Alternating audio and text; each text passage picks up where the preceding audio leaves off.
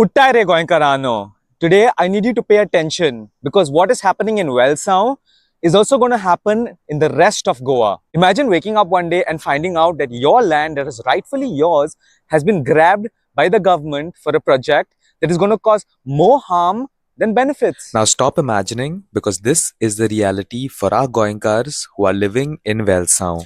Access to their houses have been blocked, their cars are left inside, and even using their traditional access has now become a task. Here are some testimonies from the locals living there. Here you all must have seen the issue over here is about the double tracking that is going on. From more than 2 months they have started the work of double tracking, and this is my house, which is 400 years old, more than 400 years old, and I have the property papers showing that my property belongs right up to the railway track.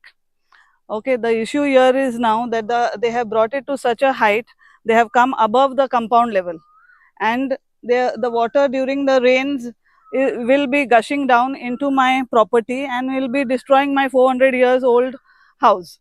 The second thing is, like, this is my right of way, which is we have been using it every day in and day out.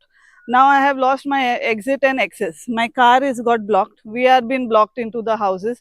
We cannot go in and out of the place. And as you can see here, this is the light pole which has been tilted because of their compactors and heavy rollers, which is going every day.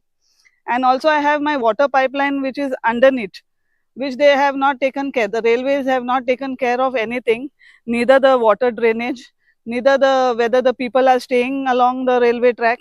They have not considered anything, and they are going on and on without having any type of like feeling, or they don't want to understand the people out here. They are just doing it as they want. We are here today at the Premier Wado in Velçao. I am right now in the trench which has been recently excavated after protests led by the local Sarpanch, Daina Govia, to inform the railway that there is to be a culvert here.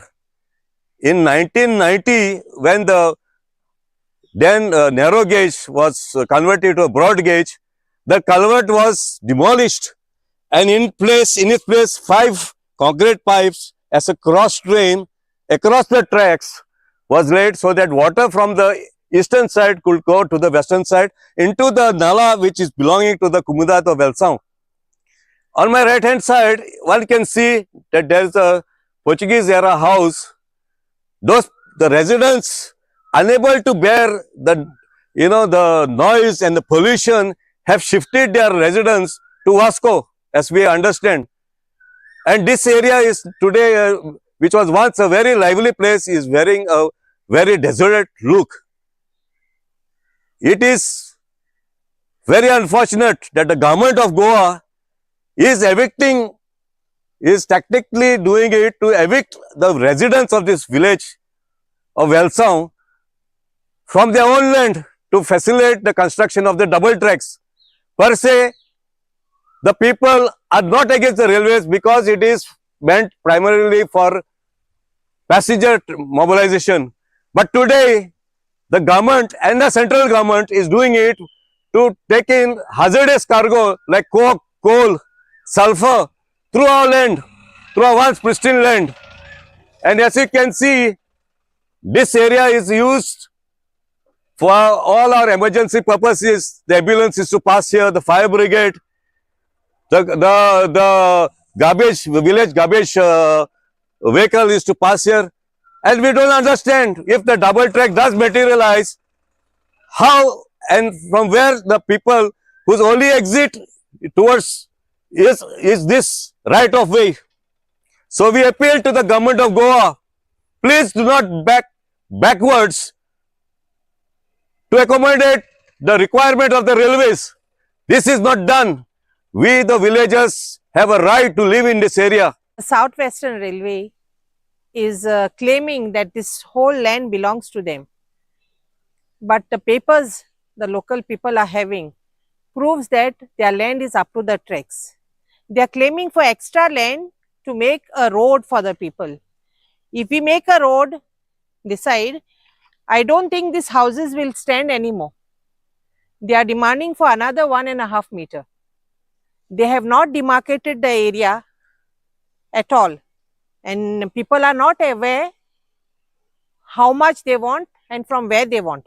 I have issued a stop work order for RVNL, but after that issuing that stop work order also, they are still going full swing with the job. The cases are going on, and I only hope that we get justice. So basically, RVNL has no papers to prove that this is theirs, but it's the locals who have Yeah, we papers have papers to prove. Yeah. So that's literally land grabbing, isn't it? Right. And this is being done by the government. By the government, right. I also noticed that these are all old houses here. Old These houses, are not right. new houses that have come up. 90% are all old houses. Right. Right. So the government is providing no support, and they don't seem to be pro-Goans. They just don't want to listen to Goans. They don't want They just want to get projects in Goa. Yes. And it's only, they are saying it's for development. If But people are not there in Goa, for the development if the is development doesn't benefit the locals, is it right. really development? It's not a development. This project is going to have minimum, if no benefits at all for Goa and Goans, because it's going to be used to push more coal through Goa, and that's only going to make us suffer. Still don't believe me?